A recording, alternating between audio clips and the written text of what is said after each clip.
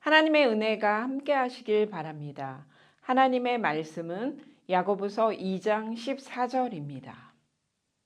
내 형제들아, 만일 사람이 믿음이 있노라 하고 행함이 없으면 무슨 유익이 있으리요? 그 믿음이 능히 자기를 구원하겠느냐? 아멘. 오늘 야고보서 2장 하반절에서는 행함이 없는 믿음에 대해 말합니다. 어떤 신학자는 야고보서를 신약의 잠언이라고도 말합니다. 이는 야고보서의 내용이 믿음의 교리보다는 그리스도인이 행함을 강하게 권면하는 내용으로 집중되어 있기 때문입니다.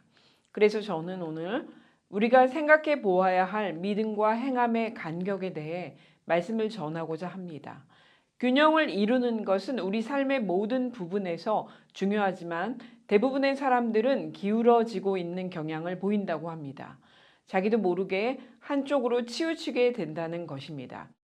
우리의 신앙은 어떨까요? 그렇습니다. 우리의 신앙도 개인의 경험과 여러 가지 이유로 인해 균형이 깨지기 쉽다는 것입니다. 하지만 신앙에도 균형이 필요합니다. 말씀은 우리에게 좌로도 우로도 치우치지 말라고 말합니다. 균형을 잡는다는 것은 어려울 수 있지만 중요한 것입니다. 본문 2장 14절부터 26절은 우리가 소유하고 있는 믿음이 어떤 증거로 드러나는가에 대해 이야기하고 있습니다. 야고보서의 수신자는 흩어져 있던 12지파입니다. 여러 곳으로 흩어져 있었던 유대인이며 그리스도인이 된 이들을 향해 쓴 글입니다. 특별히 세속주의가 들어와서 자신의 정체성과 사명을 잃어버린 교회 공동체를 향하여 참된 경건을 회복시키려는 메시지였습니다. 율법에 눌렸던 유대인들은 복음을 듣고 자유를 얻고 이제는 내 마음대로 살아도 된다고 복음을 오해했던 것입니다. 오늘 본문에서 야고보는 행함 없는 믿음으로는 자기를 구원할 수 없다고 말합니다. 첫째, 17절, 행함이 없는 믿음은 그 자체가 죽은 것입니다.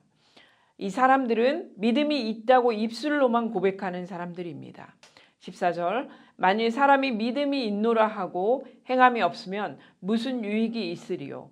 야고보서 기자는 입술로 믿음이 있다고 말하는 자들에게 그 증거가 어디에 있느냐고 묻습니다. 그리고 유익이 어디에 있냐고 묻습니다. 믿음의 고백만 있고 행함이 없다면 고백은 아무런 의미가 없다는 뜻입니다. 그 고백은 그 사람을 구원할 수 없습니다. 겉이 일하지 않는 것은 속이 죽어있기 때문입니다. 행함이 없는 믿음이 왜 죽은 믿음일까요? 행함과 믿음은 분리되는 것이 아니기 때문입니다. 둘째, 19절, 내가 하나님은 한 분이신 줄을 믿느냐? 잘하는도다. 귀신들도 믿고 떠느니라. 귀신들도 하나님이 한 분이신 줄을 알고 두려워 떱니다. 오늘 말씀은 행함으로 증명하지 못하는 믿음을 귀신들이 가지고 있는 믿음과 비교하고 있습니다. 셋째, 22절, 믿음이 그의 행함과 함께 일하고 행함으로 믿음이 온전하게 되었다고 말합니다. 아브라함이 소유하고 있던 믿음이 부족했기에 온전하게 되는 것이 필요한 것이 아니었습니다.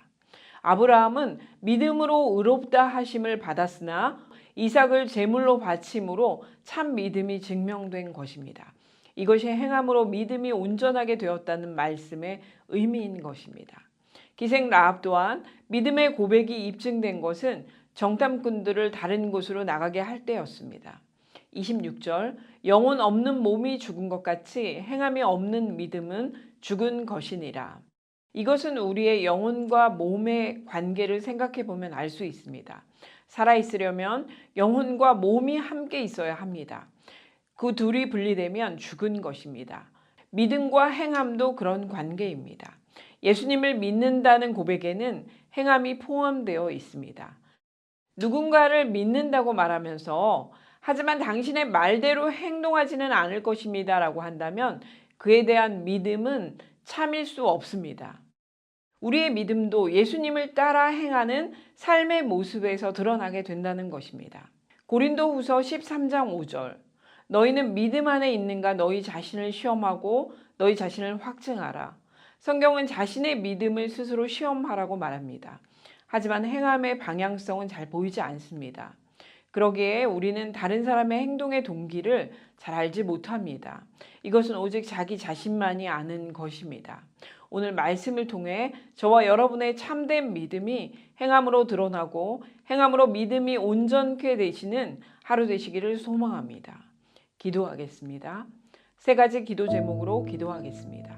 첫째, 믿음을 행하게 하소서. 둘째, 믿음의 고백이 삶으로 열매 맺게 하소서. 셋째, 행함을 통해 믿음을 온전케 하소서. 함께 기도하겠습니다.